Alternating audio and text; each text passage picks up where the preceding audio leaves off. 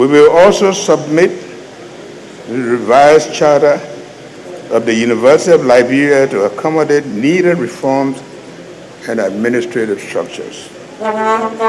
We will expand Liberia's Agriculture Commodity Regulatory Authority's mandate to enhance output, processing, marketing of quality agricultural commodities. We will also seek an amendment to the executive law to restructure the Ministry of Foreign Affairs so it can better serve citizens and adapt to our evolving international responsibilities. Finally, we will submit bills to repeal outdated People's Redemption Council era decrees that created public institutions that no longer serve today's governance needs. Beyond legislation, my administration issued 16 executive orders to advance governance, economic, social priorities in line with the national development goals. Each action, whether by law or order, was taken for one purpose: the benefit of the Liberian people. We remain dedicated to fostering cooperation among all branches of government through mutual respect, open dialogue, as the Constitution requires. Mr. Vice President, Mr. Speaker, Madam Pro Tem, members of the legislature, fellow Liberians. Last year, we emphasized the economic challenges inherited by this administration, not as an excuse, but to highlight the hurdles faced and the progress achieved. Through disciplined fiscal management, sound policies, and robust partnerships, we began restoring stability and trust. As of 2024, the economy showed resilience with steady growth, declining inflation, stronger reserves, and renewed momentum across key sectors. This progress continued in 2025 with macroeconomic stability and private sector growth, strengthening our commitment to the Liberian people. We are proud to announce that the economy grew by 5.1% in 2025. This exceeds both the 4.6% forecast and the 4.0% growth recorded in 2024. This achievement was driven by significant gains in mining, agriculture, fisheries, and services. Mining expanded by 17% and export rose by 31.5%.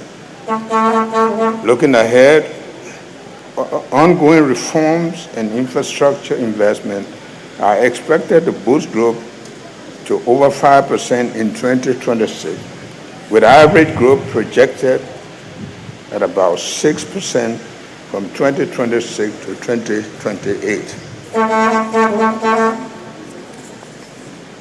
Inflation fell to 4% by December 2025, the lowest in 2 decades, down from 10% when we took over in 2024. These achievements signal effective monetary and fiscal policies coupled with anticipated ease in import costs. Liberia's external sector performed well in 2025. Gross international reserve increased from $475 million in 2024 to $576 million, surpassing the previous year by $101 million.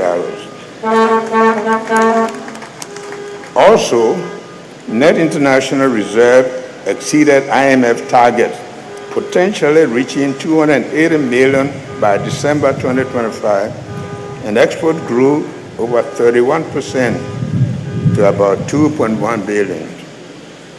Our medium-term strategic and growth initiative, or Go Purchase program, is expected to further strengthen reserves, enhancing economic resilience. We are proud to report that we met nearly all IMF performance criteria in June 2025, reaffirming our commitment. The IMF external credit facility remains crucial for rebuilding reserves to cover 3.3 months of import by 2027, supported by prudent fiscal measures. Foreign investment in iron ore mining will also boost exports and the current account. Since September 2025, the foreign exchange market has been stable due to good liquidity management, fiscal discipline, and strong export earnings. The Liberian dollar appreciated by at least 3% against the US dollar. We are committed to maintaining currency confidence and stability. To promote financial inclusion, we accelerated Liberia's digital finance revolution, processing over 275,000 transactions, valued at more than 375 million Liberian dollars, or at 2.7 million by December 2025. Our goal is to raise financial inclusion from 52% in 2024 to 70% by 2029.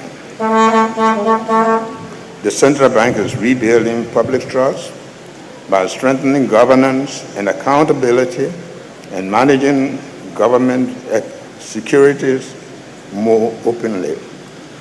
In 2025, it issued $44.4 million US dollars, rolling over 132.1 million, and 7.6 billion Liberian dollars. And for the first time in decades, the bank recorded consecutive operational surpluses in 2024 and 2025.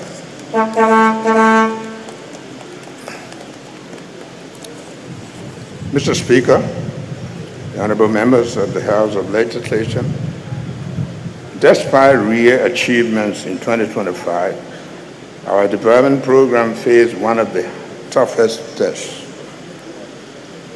An abrupt clash in the donor support during the second quarter disrupted finance for essential social and economic projects. This led to job losses, reduced incomes, and hardship for many families. This government stepped up to it to close funding gap and keep critical services running, but the disruption slowed implementation and stained our plans. Notwithstanding these challenges,